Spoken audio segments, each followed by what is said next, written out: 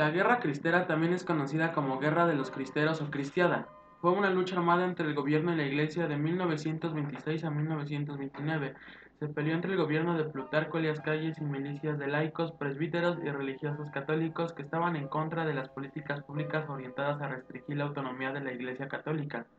Se estima que murieron 250.000 personas entre civiles y militares.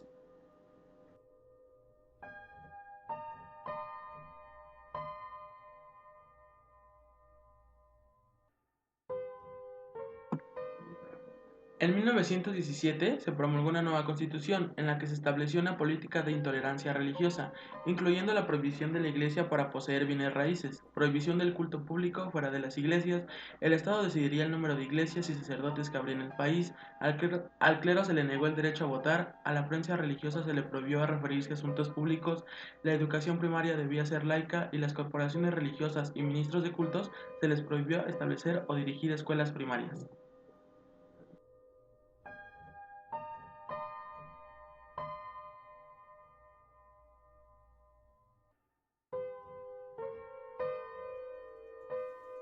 En 1926, el presidente Plutarco Elías Calles promovió instrumentos sobre el artículo 130 de la Constitución para ejercer severos controles, buscando limitar o suprimir la participación de las iglesias en la vida pública.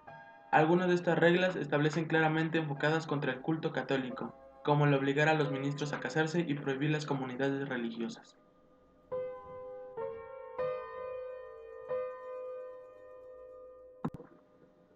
En señal de duelo, muchas iglesias del país suspendieron el culto y el clero convenció a los feligreses de boicotear al gobierno, como el no pagar impuestos, minimizar el consumo de productos comercializados por el gobierno, no comprar billetes de la Lotería Nacional ni utilizar vehículos a fin de no comprar gasolina. Esto afectó de forma severa a la economía nacional e inspiró la radicalización de algunos grupos entre los católicos mexicanos.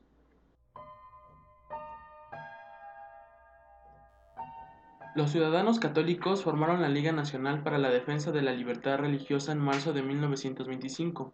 Su objetivo era lograr la libertad de culto por medios legales, pero fue declarada ilegal y operó de manera clandestina.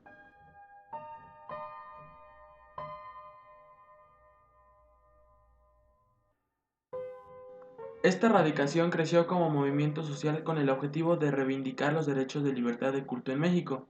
Este movimiento creyó en resolverlo a través de un conflicto militar y era independiente de los obispos.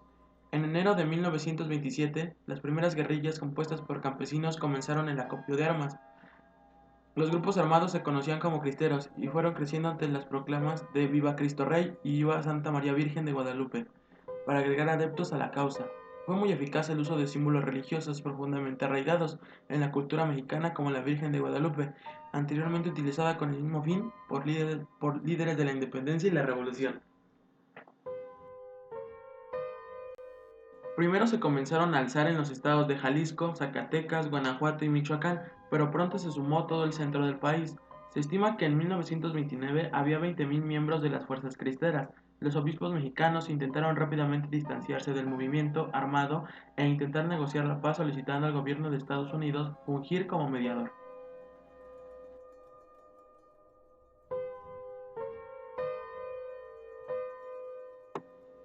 El carácter clandestino de los cristeros les impidió mecanismos formales de aprovisionamiento, reclutamiento, entrenamiento y atención médica. Solo podían depender de armamento anticuado, los excedentes de la Revolución de 1910.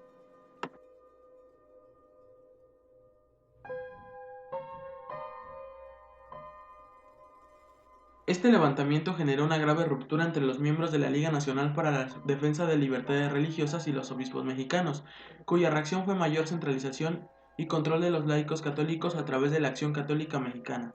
Comenzó una larga negociación fungiendo como mediador el embajador de Estados Unidos en México, Dwight Morrow. Se llegó a un acuerdo de amnistía general por todos los cristeros que eligieran rendirse.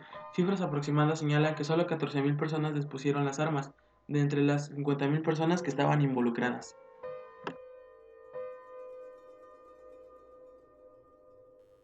El Papa Pío XI reaccionó publicando encíclicas criticando las políticas de los gobiernos de México, Alemania nazi e Italia por sus políticas anticatólicas.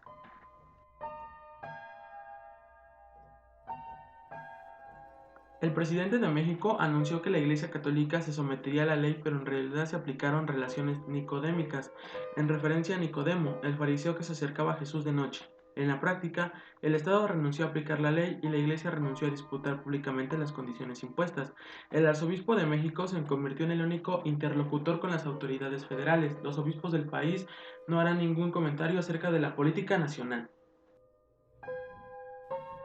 Así continuó la situación Estado-Iglesia de México hasta 1992, cuando el entonces presidente Carlos Salinas de Gortari reanudó relaciones diplomáticas con el Vaticano y promulgó una nueva ley de cultos.